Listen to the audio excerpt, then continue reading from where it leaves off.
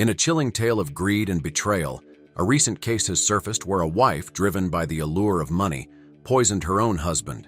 This tragic event highlights the dark side of human nature, where love is overshadowed by selfish desires, leading to the ultimate betrayal. Without any further delay, let's get into the video. He gets his inheritance this afternoon. That's why we're moving. We're going to pay all our bills off that we need to pay off and then take a long vacation.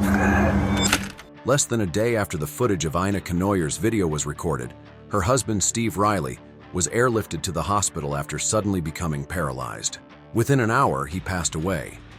At the time, no one knew that Ina was hiding important details about Steve's illness. Just before he got sick, Steve was only an hour away from receiving a $37 million inheritance.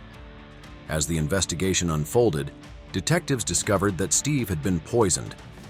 It turns out that several people around Steve were eager to get their hands on his newfound wealth. The night before Steve died, police body cam footage captured an incident involving a drunk neighbor who had been causing trouble in the neighborhood. Ina called 911 to calm things down.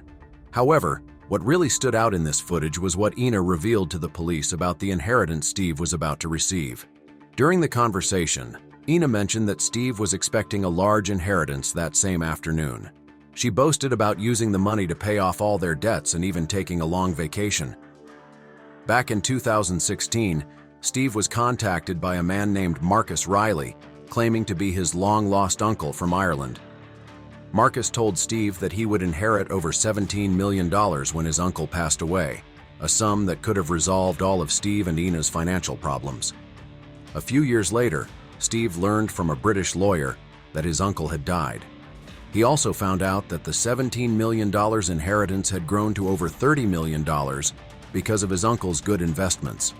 This news made Ina excited, and she couldn't help but brag to the police. The next day, they planned to meet their lawyer to sign papers and claim the $30 million. The plan was simple. At 2 p.m., they, along with their friends Billy and Wes, would go to the airport to meet their lawyer, who was bringing the inheritance paperwork. They arrived at the airport and waited. Steve Riley suddenly became very sick and unresponsive. His partner, Ina, called 911, saying he had heat stroke. However, his symptoms were more severe, including signs of kidney failure. He was taken to the hospital but did not survive. Their neighbor Billy doubted the heat stroke explanation. He suspected Ina had poisoned Steve, especially since Steve seemed fine until they went to the airport.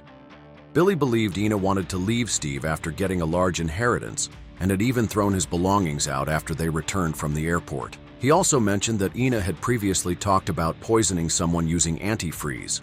When confronted, Ina tried to blame others, calling them nasty people. Her reaction to Steve's death was unusual. She cried briefly and then acted as if nothing had happened. This behavior made the officers more suspicious. Steve's toxicology report confirmed he had toxic levels of ethylene glycol, the main ingredient in antifreeze, in his system. This revelation led authorities to launch a formal homicide investigation into his death. As part of their efforts, the police conducted several interrogations, including one with Ina. Sensing the walls closing in, Ina tried to take control of the narrative. The day after the investigation began, she called officers back to her apartment, claiming she had her own theories about what happened. However, instead of focusing on Steve's death, she kept diverting the conversation to his inheritance, even suggesting that Steve may have poisoned himself. But this theory didn't add up. Steve was about to inherit a fortune, making it highly unlikely that he would have taken his own life just before receiving it. Another person of interest was Rebecca, a neighbor who had been heavily involved in the case by frequently sharing her thoughts with the police. She described how Steve and Ina had lived together for about 2 years and noted a decline in Steve's health and behavior, particularly in the last year. When questioned about Steve's finances, Rebecca revealed that he had told her he was expecting a $2 million inheritance. However, it later became clear that the actual amount was much higher. At first, Steve had planned to leave everything to Ina, but after their relationship soured, he changed his will to exclude her. This meant Ina had a strong motive to intervene before Steve could officially finalize the change. To verify these details, police questioned 2 of the people closest to Steve, his son, Ryan, and his best friend, Billy Burkhead. Both confirmed that Steve had planned to leave Ina and start fresh once he received his inheritance. Billy also revealed that Ina had openly talked about poisoning both Steve and himself because she disliked their close friendship. By this point, the case against Ina was overwhelming. The evidence showed that Steve was planning to break free from their relationship and change his will, but he never got the chance.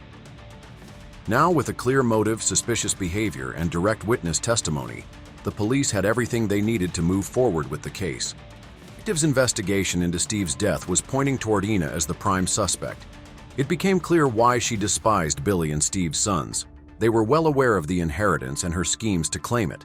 With their interrogations wrapping up, the detectives now had all the information needed to confront Ina directly.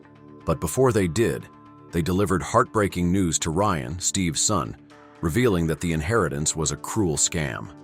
Steve had spent years believing that a fortune awaited him, but it was all a lie. Tragically, the scam that had stagnated his life might have even contributed to his death. As the detectives dug deeper, they turned their focus back to Ina, determined to break her down. They knew they needed a confession or incriminating statements to build a solid case against her. During an intense 1.5-hour interrogation, Ina's story unraveled as detectives cleverly dismantled her lies. When asked about her relationship with Steve, Ina lied about details and tried to cast blame on others, particularly Billy and his associates, portraying them as dangerous criminals. She even tried to deflect suspicion from herself by claiming that Steve had started using drugs after a confrontation with Billy. But Ina's lies were exposed through her body language. She avoided eye contact, fidgeted nervously, and her speech became stilted as she fabricated stories. When the detectives asked about the inheritance, Ina's responses grew increasingly inconsistent. She claimed the inheritance was a $17.5 million fortune, later contradicting herself by stating that it was actually $37 million after property sales. Her timeline of events kept changing, and her story about Steve missing the trip to the airport didn't add up either. Eventually, detectives caught her in a lie about Steve's alcohol consumption, as toxicology reports confirmed that he had no alcohol in his system on the day he died. As the interrogation wore on, Ina's story fell apart, and she finally requested a lawyer, signaling her awareness that the detectives had caught her in several lies. A search of Ina's apartment revealed crucial items, including an old Windex bottle containing a bright green liquid, suspected to be antifreeze, and a Coors Light bottle with antifreeze found in the garage where Steve had been working.